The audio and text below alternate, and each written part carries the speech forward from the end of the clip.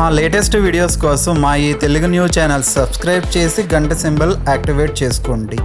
ఈ నెల 26న అత్యంత పవిత్రమైన మహాశివరాత్రి పర్వదినం రాబోతుంది. ఇది 144 సంవత్సరాల తర్వాత వస్తున్న మహాకుంభమేళ సమయంలో వస్తుంది. ఈ శివరాత్రితో కుంభమేళ కూడా ముగిసిపోతుంది. ఇలాంటి శివరాత్రి మళ్ళీ ఈ జన్మలో రాదు. మాఘ బహుళ చతుర్దశి రోజున మహాశివరాత్రి వస్తుంది. ఈ మహాశివరాత్రి అనేది పరమేశ్వరుడికి ఎంతో ఇష్టమైన రోజు. అయితే ఈ మహాశివరాత్రి రోజు మీరు ఏం చేసినా చేయకపోయినా ఈ ఒక్క చెట్టును తాకితే చాలు అదృష్టం మిమ్మల్ని వరిస్తుంది. మీకు ఉన్న కష్టాలు సమస్యలు దూరం అయిపోతాయి. ఈ చెట్టును మహాశివరాత్రి రోజు తాకటం వల్ల మీరు ఏది పట్టినా బంగారంగా మారుతుంది. మీ ఇంటిలో కనకవర్షం కురుస్తుంది.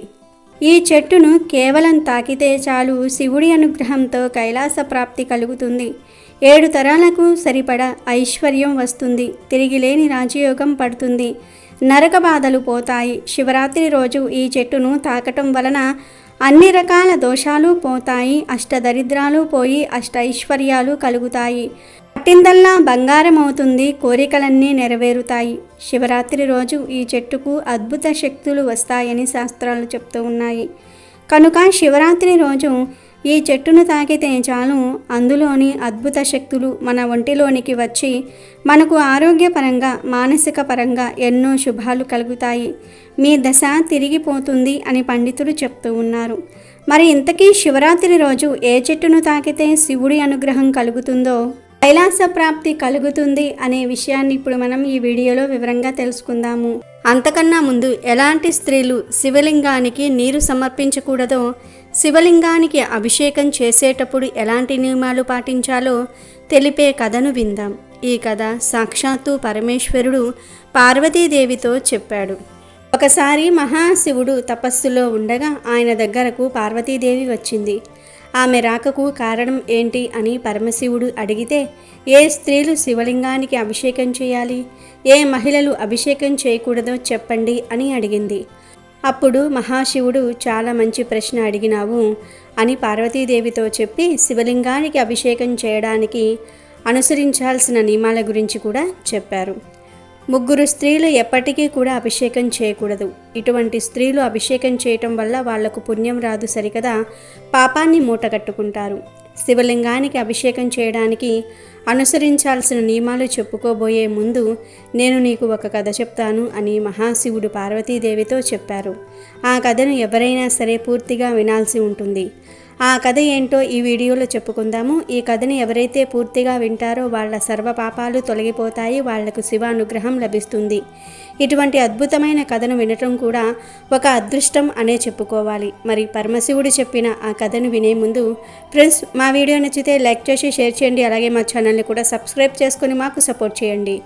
ఇక కథలోనికి వెళ్తే, ఒకానొక గ్రామంలో సుఖదేవుడు అనే ఒక యువకుడు ఉండేవాడు. అతను వేదాలను పురాణాలను అభ్యసించాడు. ప్రతిరోజు దైవభక్తితో ఎంతో భక్తి శ్రద్ధలతో గడుపుతూ ఉండేవాడు. అదే ఊరిలో సుధర్మ అనే ఒక బ్రాహ్మణుడు నివసిస్తూ ఉండేవాడు. అతనికి సుమతి అని ఒక అందమైన కూతురు ఉంది. ఆమె పరమశివుడి భక్తురాలు. ప్రతి కార్తీక మాసంలో సోమవారం వ్రతం చేస్తూ శివలింగానికి అభిషేకం చేసేది. సుమతికి పెళ్లి వయసు వచ్చిన తర్వాత ఆమెకు మంచి భర్తను తీసుకురావాలని సుధర్మ నిర్ణయించుకున్నాడు. ఈ విషయాన్ని అతను తన భార్యకు చెప్పగా ఆమె సుఖదేవ గురించి ఆయనకు చెప్పింది. సుఖదేవ వంటి మంచి యువకుడితో తమ కూతురికి పెళ్లి చేస్తే ఆమె సంతోషంగా ఉంటుంది అని సుధర్మ భార్య చెప్పింది. భార్య మాటలు విన్న సుధర్మ తన కూతురు సుమతిని సుఖదేవునికి ఇచ్చి పెళ్లి చేయడానికి నిర్ణయించుకున్నాడు. సుఖదేవుడి ఇంటికి వెళ్ళిన సుధర్మను అతని తల్లిదండ్రులు ఎంతో మర్యాదపూర్వకంగా ఇంట్లోకి ఆహ్వానించారు. ఆ సమయంలో సుఖదేవుడు తన తల్లిదండ్రులకు సేవలు చేస్తూ ఉన్నాడు. అతన్ని చూసి సుధర్మ చాలా సంతోషించాడు. ఎటువంటి సంస్కారవంతుడైన యువకుడితో తన కూతురికి పెళ్లి చేస్తే ఆమె జీవితాంతం సౌభాగ్యంగా ఉంటుందని సుధర్మకు అర్థమైంది. సుఖదేవుడు సుధర్మకు నమస్కరించి అతను వచ్చిన కారణం ఏంటి అని అడిగాడు. సుధర్మ అతనికి సమాధానం చెప్పకుండా సుఖదేవుడు ఇంటిని పరిశీలనగా చూశాడు.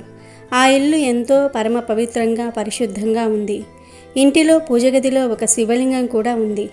ఇదంతా చూసిన సుధర్మకు సుఖదేవుడు మాత్రమే తన అల్లుడిగా అయ్యేందుకు అర్హుడు అని గమనించాడు. తాను వచ్చిన విషయం చెప్తూ, ఈరోజు నేను మీ ఇంటికి రావడానికి కారణం మా అమ్మాయి సుమతికి పెళ్లి సంబంధాలు చూస్తూ ఉన్నాం. ఆమెకు సుఖదేవుడు అన్ని విధాలా తగినవాడు అని తెలుసుకుని ఇక్కడికి వచ్చాను అని సుధర్మ చెప్పాడు. ఈ విషయం తెలుసుకొని సుఖదేవుడి తల్లిదండ్రులు ఎంతో సంతోషించారు. ఆ తర్వాత వాళ్ళు అతన్ని సుమతితో పెళ్లికి ఒప్పించారు. సుమతి అందచందాలను చూసిన సుఖదేవుడు కూడా చాలా సంతోషించాడు. ఆమెను అతను ఎంతో ఆనందంగా పెళ్లి చేసుకుని తన ఇంటికి తీసుకుని వచ్చాడు. పెళ్ళైన తర్వాత సుమతి ఆ ఇంటిలో ఎంతో సుఖ సంతోషాలతో జీవించింది. ఆమె ఒక పతివ్రత స్త్రీలాగా తన భర్తను తప్ప పరాయి మగవాడి వైపు కన్నెత్తి కూడా చూసేది కాదు. పొద్దున లేచిన వెంటనే ఇల్లంతా శుభ్రం చేసి ఆమె పూజా పునస్కారాలు చేసేది. ఇంట్లో అత్తమామలకు భర్తకు సేవలు చేసేది. ఆమె ఎంత చక్కగా ఉండటంతో శ్రీ మహాలక్ష్మి కూడా ఆమె ఇంట్లో స్థిర నివాసం ఏర్పరచుకుంది. ఎవరైతే సత్యాన్ని ధర్మాన్ని పరిపాలిస్తూ ఉంటారో అటువంటి మహిళల ఇంటిలోనే శ్రీ మహాలక్ష్మి కొలువై ఉంటుంది. కానీ సుమతి చేసిన ఒక చిన్న తప్పు వల్ల ఇంటిలో సుఖ సంతోషాలు నశించిపోయాయి. ఇంటిల్లిపాది పేదరికంలోనికి జారిపోయారు. శ్రావణ మాసం మొదలైన మొదటి రోజు అమావాస్య కావటంతో సుమతి ఆ రోజు ఉల్లిపాయలు ఎక్కువగా వేసి వంటలు చేసింది. దాంతోపాటుగా సేంద్రియ ఉప్పును కూడా వాడింది. ఆ రోజు వంటలు ఎంతో రుచికరంగా ఉండటంతో ఇంటిల్లపాది కడుపు నిండా తిన్నారు. మరుసటి రోజు కూడా రాత్రి మిగిలిపోయిన భోజనాన్ని సుమతి ఆమె భర్త సుఖదేవ తిన్నారు. ఉల్లిపాయలు ఎక్కువగా తినటం వల్ల కామం పెరుగుతుంది. సుమతి జీవితంలో కూడా అదే జరిగింది. భోజనం చేసిన తర్వాత స్నానానికి వెళ్ళిన సుఖదేవుడు సుమతి దగ్గరకు వచ్చి ఆమెతో శారీరకంగా కలిశాడు. సుమతి కూడా తన నిత్య నియమాలను మర్చిపోయి భర్తతో శృంగారంలో పాల్గొంది. ఆమెలో కూడా కామవాంఛలు పెరిగిపోయి భర్తతో శారీరకంగా కలిసింది. తలకు స్నానం చేయకుండానే ఆమె ఆ తర్వాత శివలింగాన్ని ముట్టుకుంది. దాంతో సుమతి శరీరంలో మహామోహుడు ప్రవేశించాడు. అది చూసి కోపగించుకున్న మహాశివుడు సుమతి ఇంటిని వదిలి వెళ్ళిపోయాడు. మోహంతో నిండిపోయిన సుమతి తన సంస్కారాన్ని మర్చిపోయింది. పూజలు ఆచారాలు నిర్వహించకుండా కేవలం భర్తతో గడపటం మీద మాత్రమే ఆమె దృష్టి పెట్టింది. ఆమె వండుతున్న వంటల్లో కూడా ఉల్లిపాయలు వెల్లుల్లితో పాటు సేంద్రియ ఉప్పు కూడా వాడటం వల్ల వంటల రుచి పెరిగిపోయి సుఖదేవుడు కూడా భోగ విలాసాలలో తేలిపోయాడు. ఓ రోజు సుమతికి ఋతుస్రావం జరిగింది. అదే సమయంలో సుఖదేవుడు ఆమెతో సంభోగం చేశాడు. దానివల్ల అతని శరీరంలోనికి కూడా పాపం ప్రవేశించింది. ఇంతకాలం వాళ్ళిద్దరూ చేసిన పూజలు పునస్కారాల యొక్క పుణ్యఫలం మొత్తం నశించిపోయింది. అతని శరీరంలో బ్రహ్మహత్యా పాపం పెరిగిపోయింది. ఏ స్త్రీ అయితే తన బహిష్ట సమయంలో ఉంటుందో అటువంటి సమయంలో ఆమెతో శారీరక సంబంధం పెట్టుకోకూడదు. ఎందుకంటే బహిష్ట సమయంలో ఉన్న స్త్రీ శరీరంలో బ్రహ్మహత్యా పాపం నివసిస్తూ ఉంటుంది. అటువంటి సుమతితో శారీరక సంబంధం పెట్టుకున్న సుఖదేవుడు కుష్టి వ్యాధికి గురి అయ్యాడు. అతనికి బ్రహ్మహత్యా పాపం అంటుకోవటం వల్ల అతని శరీరం మొత్తం దహించుకుపోవటం మొదలుపెట్టింది. అతని శరీరంలో నుండి చీము రక్తం కారటం మొదలయ్యింది. నొప్పితో విలవిలలాడుతూ ఉన్న సుఖదేవుడి దగ్గరకు అతని తల్లి వచ్చింది. సుమతిని చూసిన వెంటనే ఆమెకు విషయం అర్థమైంది.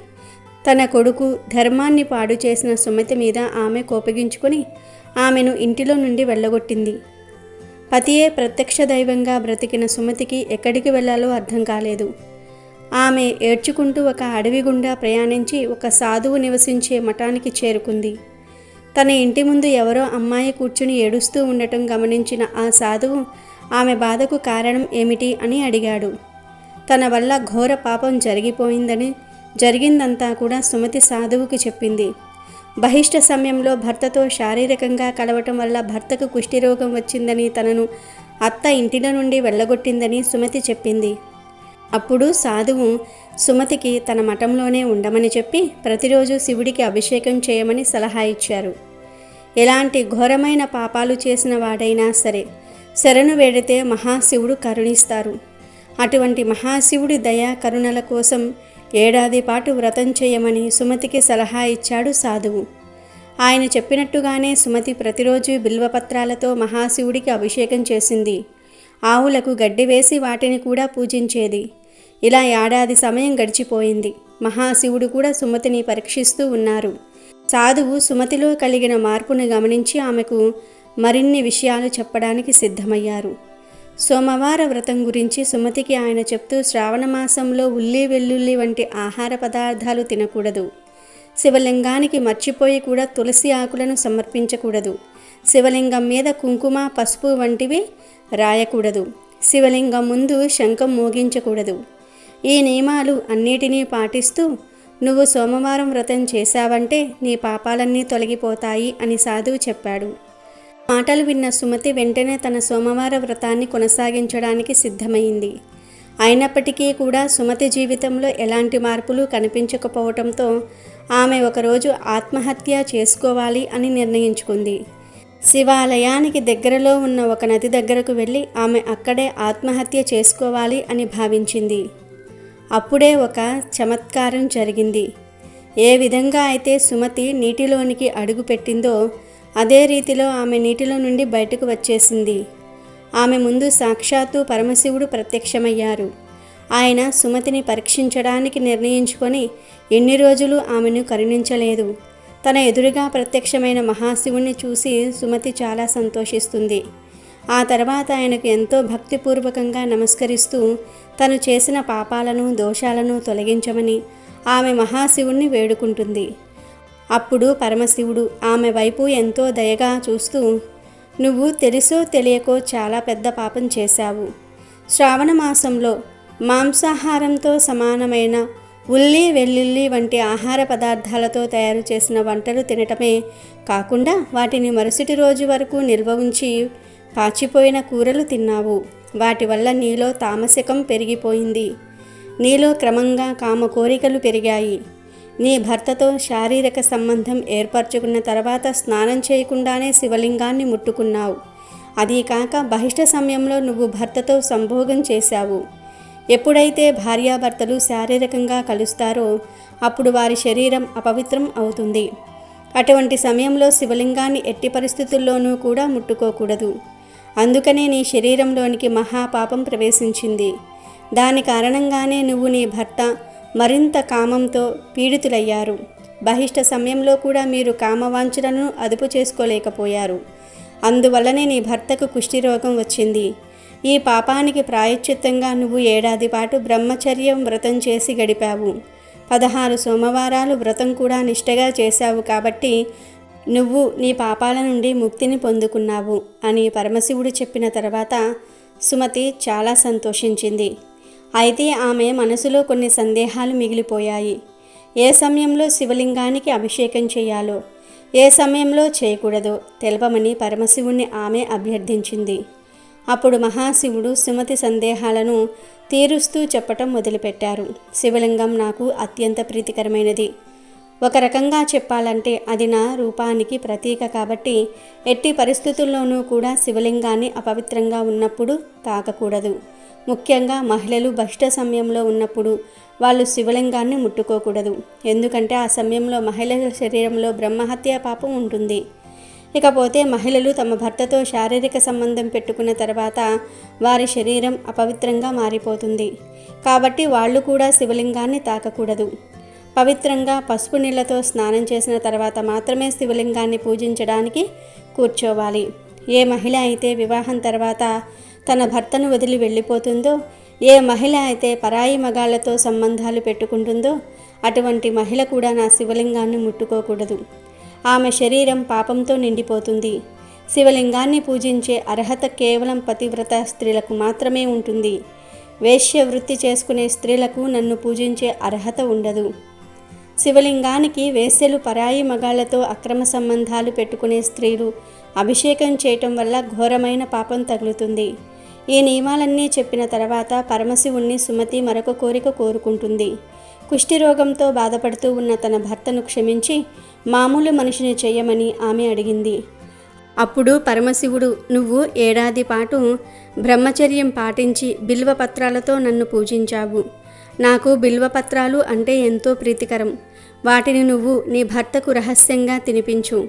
అప్పుడు నీ భర్త రోగాలు పూర్తిగా తొలగిపోతాయి అని చెప్పి మహాశివుడు మాయమయ్యారు. పరమశివుడు చెప్పినట్టుగానే శివలింగానికి అభిషేకం చేసిన బిల్వపత్రాలను తీసుకొని తన అత్తింటికి వెళ్ళింది సుమతి. రోగంతో బాధపడుతూ ఉన్న సుఖదేవుడికి ఆమె ఆ బిల్వపత్రాలను తినిపించింది. ఒక్కసారిగా కుష్ఠిరోగం నయమైన తర్వాత సుఖదేవుడు చాలా సంతోషించి కౌగిలించుకున్నాడు. సుమతి వాళ్ళ అత్త కూడా ఈ చమత్కారాన్ని చూసి ఎంతో ఆశ్చర్యపోయింది. ఇలా ఆ కుటుంబం తిరిగి సుఖ సంతోషాలతో హాయిగా జీవితం మొదలుపెట్టింది. ఈ కథను మహాశివుడు పార్వతీదేవికి చెప్పారు. దాంతోపాటుగా శివలింగాన్ని పూజించడానికి ఉపయోగించకూడని 3 వస్తువుల గురించి కూడా ఆయన పార్వతీదేవికి చెప్పారు. లక్ష్మీ రూపమైన తులసి పత్రాలను ఎట్టి పరిస్థితుల్లోనూ కూడా శివలింగానికి సమర్పించకూడదు. మహాశివుడు శంఖజోడు అనే ఒక రాక్షసుని చంపారు. ఆ రాక్షసుడి శరీరంతోనే శంఖం ఏర్పడింది కాబట్టి శివలింగానికి శంఖం సమర్పించటం లేదా శివలింగం ముందు శంఖాన్ని పూరించటం కూడా పాపంతో సమానం. ఇక చివరిగా మొగలి పువ్వులను శివలింగానికి సమర్పించకూడదు. త్రిమూర్తులలో ఎవరు గొప్ప అనే వివాదం కలిగినప్పుడు మొగలి పువ్వులు బ్రహ్మదేవునికి అనుగుణంగా ప్రవర్తించాయి. అందుకని శివలింగానికి ఎట్టి పరిస్థితుల్లోనూ కూడా మొగలి పువ్వు సమర్పించకూడదు. శివలింగాన్ని చందనం, తెల్లటి పూలతో పూజిస్తే సర్వపాపాలు తొలగిపోతాయి. శివలింగం ఈ విశ్వానికి మూలం కాబట్టి ఆ శివలింగం నుండి వచ్చే ఎనర్జీ నెగిటివ్ ఎనర్జీగా మారకుండా ఉండేలాగా జాగ్రత్తగా ఉండాలి. అటువంటి వస్తువులను శివలింగానికి దరిదాపుల్లో కూడా తీసుకురాకూడదు. ఒకే చోట 2 శివలింగాలు ఉండకూడదు. తులసి మొక్క కూడా శివలింగం దగ్గర పెట్టకూడదు. అంచుతో తయారు చేసిన వస్తువులు కూడా శివలింగం దగ్గర ఉంచకూడదు. నందిని కూడా శివలింగానికి దూరంగానే ఉంచాలి. చర్మంతో చేసిన వస్తువులను కూడా శివలింగానికి దూరంగా ఉంచాలి. మాంసాహారం అతిగా తినేవారు శివలింగానికి దూరంగానే ఉండాలి. శివలింగాన్ని ఎప్పుడూ పరిశుభ్రంగా స్వచ్ఛంగా ఉంచుకోవాలి. ఈ విషయాలను శివుడు పార్వతీదేవికి చెప్పినట్లుగా శివపురాణంలో ఉంది. ఇక వీడియోలోకి వస్తే, పరమేశ్వరుడికి ఎంతో ఇష్టమైన ఈ మహాశివరాత్రి పర్వదినాన మీరు తాకవలసిన చెట్టు ఉమ్మెత్త చెట్టు.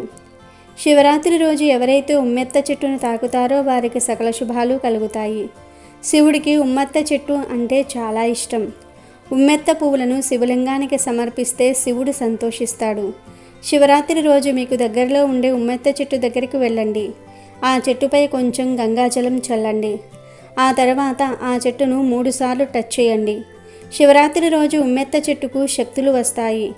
ఆ చెట్టును తాకటం వల్ల మనలో ఉన్న నెగిటివ్ ఎనర్జీ అంతా కూడా పోతుంది. దరిద్రం పోయి అదృష్టం పడుతుంది. ఇలా ఈ మహాశివరాత్రి పర్వదినాన శివలింగానికి ఉమ్మెత్త పువ్వుని, కాయలను సమర్పించటం వల్ల కాలసర్ప, పితృదోషం వంటి రాహువుకు సంబంధించిన దోషాలు తొలగిపోతాయి. ఈ శివరాత్రి రోజు ఎవరైతే ఉమ్మెత్త చెట్టును తాకుతారో, శివలింగానికి ఉమ్మెత్త ఆకు, పువ్వులను, కాయలను సమర్పిస్తారో వారికి సకల శుభాలు కలుగుతాయి. కైలాస ప్రాప్తి కలుగుతుంది. అష్ట దరిద్రాలు పోయి అష్ట ఐశ్వర్యాలు కలుగుతాయి. ఒకవేళ మీకు దగ్గరలో ఉమ్మెత్త చెట్టు లేకపోతే రావి లేదా మారేడు చెట్టును తాకండి. శివరాత్రి రోజు ఉదయం 5 నుండి సాయంత్రం 6 లోపు ఎప్పుడైనా సరే ఈ చెట్టును తాకవచ్చు. అయితే చెట్టును టచ్ చేస్తున్నప్పుడు మీకు ఉన్న సమస్య గురించి, మీకు ఉన్న తీరని కోరిక గురించి చెప్పుకోవాలి. మరి ప్రతి ఒక్కరూ కూడా ఈ శక్తివంతమైన మహాశివరాత్రి రోజు ఇప్పుడు మనం చెప్పుకున్న చెట్లను తాకండి. శివ అనుగ్రహాన్ని పొంది ఆనందంగా జీవించండి. శివరాత్రి అంటే శివుడికి ఎంతో ఇష్టమైన రోజు. మహాశివరాత్రి రోజు వేకువజామునే నిద్రలేవటం ఉత్తమం. మాఘమాసంలో సూర్యోదయానికి ముందే స్నానమాచరించాలి. మిగిలిన రోజుల్లో వీలు కుదిరినా కుదరకపోయినా కనీసం శివరాత్రి రోజైనా సరే వేకువజామునే నిద్రలేచి స్నానమాచరిస్తే మేలు. సూర్యోదయానికి ముందు 2 గంటల పాటు బ్రహ్మ ముహూర్తం అని చెబుతూ ఉంటారు. ఈ సమయం దేవతలకు ఎంతో ప్రీతికరమైనది. అందుచేత ఈ సమయంలో స్నానాధికాలు పూర్తి చేసి శివుణ్ణి పూజించుకోవాలి. ఈ రోజున పరమేశ్వరుని బిల్వదళాలతో అర్చిస్తే ఎంతో మంచిది. విభిన్న ద్రవ్యములతో అభిషేకం చేయిస్తే ఎంతో మంచిది. శివుడు అభిషేక ప్రియుడు అని అందరికీ తెలిసినదే. అందుచేత పరమేశ్వరుని వివిధ రకాల ద్రవ్యములతో అభిషేకం, అర్చన చేయిస్తే ఉత్తమ ఫలితాలు ఉంటాయి. ముఖ్యంగా విభూతితో చేసే అభిషేకం చెప్పుకోదగినది. ఈ రోజున ఉపవాసం చేయటం ఆనవాయితీ. రోజంతా అంటే మర్నాడు సూర్యోదయం దాకా ఉపవాసం ఉంటారు. పూర్తిగా ఆహారానికి దూరంగా ఉండలేని వారు ద్రవాహారం లేదా ప్రసాదం లేదా పండ్లను తినవచ్చు. ఇక శివరాత్రి ప్రాశస్యం అంతా రాత్రి సమయంలోనే ఉంటుంది. ఈ రాత్రి భజనలు, పారాయణాలతో జాగారం చేస్తే ఎంతో మేలు. సదా శివనామ స్మరణ చేయటం ఉత్తమం. అర్ధరాత్రి లింగోద్భవ కాలంలో అభిషేకం అర్చనలు చేయించాలి. ఇది ఎంతో విలువైన సమయం కాబట్టి పరమేశ్వరుని పూజించి ఆయన కృపకు పాత్రులవుదాం. ఓంకారం ఆది ప్రణవనాథం, వేదాలన్నిటికీ కూడా తాత్పర్యం. ఆ ఓంకార స్వరూపమే పరమేశ్వరుడు. శివ శబ్దాన్ని దీర్ఘం తీసి పలికితే శివ అవుతుంది. అది అమ్మవారి పేరు. ఈ స్వరూప ధ్యేయమే జగత్తుకు తల్లిదండ్రులు. అందుకే జగతః పితరౌ వందే పార్వతీ పరమేశ్వరం అన్నారు. పార్వతీ పరమేశ్వరులు, సూర్యుడు, అగ్ని, ఈ మూడిటిల్లోనూ శివుడు ఉన్నాడు. పరమశాంతినిచ్చేది శివనామ స్మరణమే. శివ స్మరణకు అందరూ అర్హులే. మహాశివరాత్రి రోజు ఆ పరమేశ్వరుడికి ఉపవాసం, జాగరణ ఉండటం అనాదిగా వస్తున్న సాంప్రదాయం.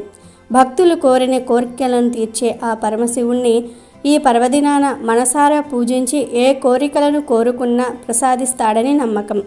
అభిషేక ప్రియుడైన శివుడికి పూలు, పత్రం, నీరు ఇలా దేనిని సమర్పించినా సంతోషంగా స్వీకరిస్తాడు. అందుకే చాలామంది భక్తులు ఆ మహాశివుడికి ఇష్టమైన శివరాత్రి రోజు భక్తి శ్రద్ధలతో పూజలు చేస్తూ ఉపవాసాలు, జాగారం చేస్తూ ఉంటారు. రోజంతా శివనామ స్మరణ చేస్తూ భక్తి శ్రద్ధలతో ఆ పరమేశ్వరుడిని కొలుస్తూ ఉంటారు. అయితే ఉపవాసం ఉండేవారు కొంతమంది ఆకలిని తట్టుకోలేరు. దీంతో ఎలాగూ ఉపవాసం చేస్తున్నాం కదా అని ఉదయం ఆలస్యంగా లేవటం అలవాటు. అయితే ఇది సరైన పద్ధతి కాదు. అలా చేయకూడదు కూడా. ఉపవాసం ఉండే రోజు ఉదయం సూర్యోదయానికి ముందే నిద్రలేచి తలస్నానం చేసి శివదర్శనం చేసుకోవాలి. ఆ తరువాత శివనామ స్మరణతో ఉపవాసం ఉండాలి. ఇక జాగారం ఉండేవారు రాత్రి వేళల్లో శివలింగానికి పూజలు చేస్తూ జాగారం చేయాలి. ఇలా చేసే సమయంలో పూజా విధానం, మంత్రాలు తెలియకపోయినప్పటికీ కూడా బిల్వార్చన, అభిషేకం లాంటి వాటిల్లో పాల్గొంటే చాలు శివ అనుగ్రహం లభిస్తుందని పురాణాలు చెప్తూ ఉన్నాయి.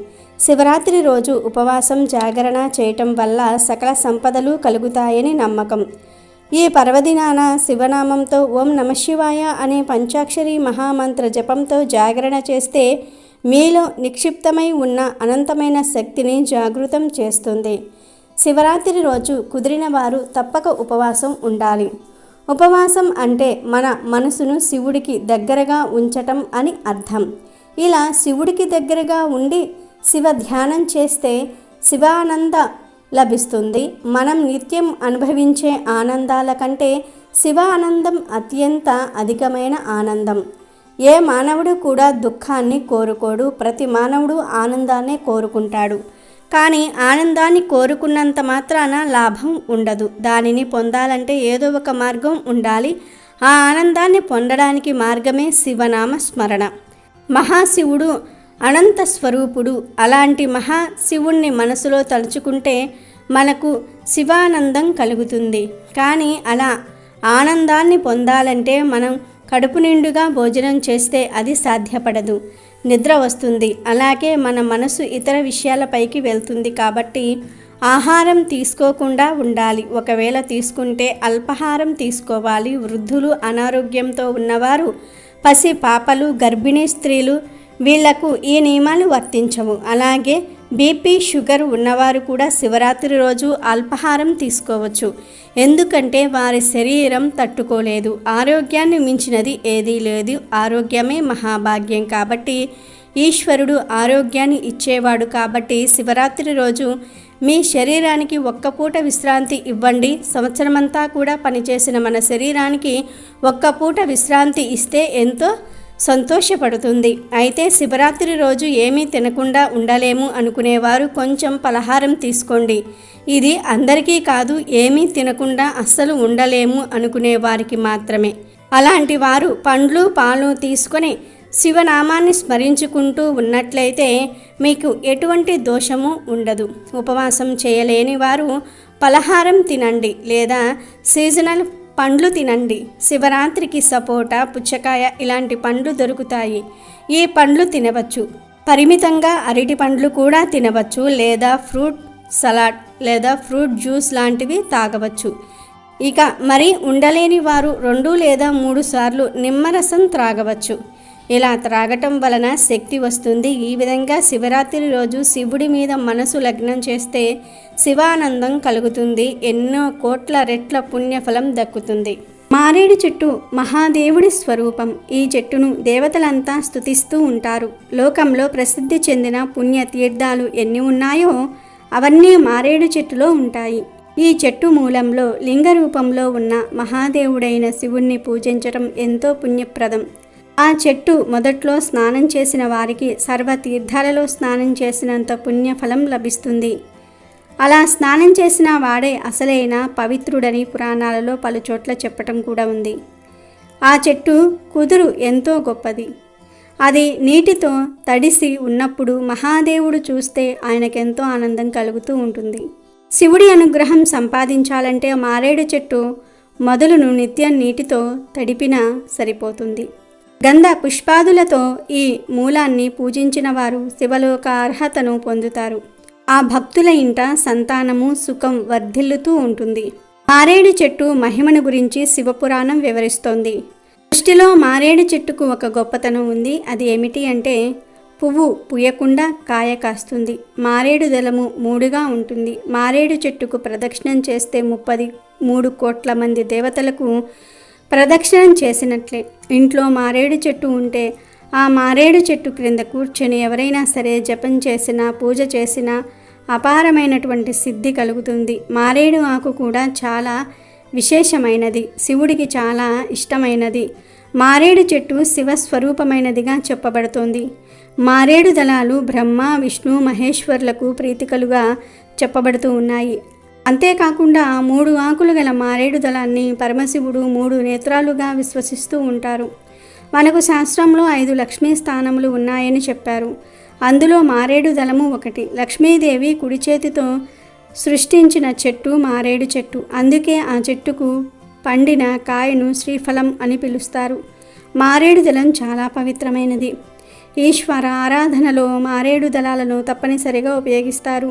మారేడు దళాలతో పూజిస్తే శివుడు త్వరగా అనుగ్రహిస్తాడని, పూజలో ఎంత ఎక్కువ బిల్వపత్రాలు వాడితే అంత ఎక్కువ కరుణా కటాక్షాలు ప్రసాదిస్తాడని, మోక్షం కూడా ప్రాప్తిస్తుందని వేదాలు ఘోషిస్తూ ఉన్నాయి. కనుకనే శివ పూజలో బిల్వపత్రాలు విస్తృతంగా ఉంటాయి. బిల్వపత్రాలతో పూజించడం వెనుక శాస్త్రీయత కూడా దాగి ఉంది. గాలిని నీటిని శుభ్రపరచడంలో మారేడు ఆకులను మించినవి లేవు. ఈ చెట్టు నుంచి వచ్చే గాలి శరీరానికి సోకటం ఎంతో మంచిది. ఈ గాలిని పీల్చడం వల్ల మేలు జరుగుతుంది. జబ్బులు రావు. బాహ్య అంతర కణాలు అశుద్ధం కాకుండా ఉండేటట్లు చేసి దేహాన్ని శ్రేష్టంగా ఉంచుతుంది. అందుకే దేవాలయాల్లో మారేడు చెట్లు పెంచుతూ ఉంటారు. దేవాలయం గర్భగుడిలో గాలి సోకదు, సూర్యకిరణాలు ప్రసరించవు, కనుక స్వచ్ఛత కోల్పోయే అవకాశం ఉంటుంది. అలాంటి వాతావరణంలో మారేడు ఆకులు స్వస్థతను కలుగజేస్తాయి. అది మారేడు విశిష్టత. సూర్యుడిలో ఉండే తేజస్సు మారేడులో ఉంటుంది. శరీరం లోపలి భాగాల్లో బయట వాతావరణంలో ఎక్కడా చెడు ప్రభావం ఉన్నా దాన్ని హరించి మెరుగుపరచటమే మారేడు లక్షణము. శివరాత్రి అంటే మంగళకరమైన శుభప్రదమైన రాత్రి. శివరాత్రి నాడు ఉపవాసం, జాగరణ, పరమేశ్వర దర్శనం, అభిషేకం, బిల్వార్చన, నామ సంకీర్తనాల వలన అజ్ఞానం తొలగి అనగా చీకటి తొలగి జ్ఞాన వెలుగు దోధ్యమవుతూ ఉంటుంది. మహాశివరాత్రి రోజు సాయంకాల సమయాన్ని ప్రదోషం అంటారు. త్రయోదశి నాడు సంధ్యాకాలం మహాప్రదోషం. ప్రదోష సమయంలో శివస్మరణ, శివ దర్శనం విధిగా చేసుకోవాలి. వీడియో నచ్చితే లైక్ చేయండి, షేర్ చేయండి, బట్ సబ్స్క్రైబ్ చేసుకోవడం మర్చిపోవద్దు.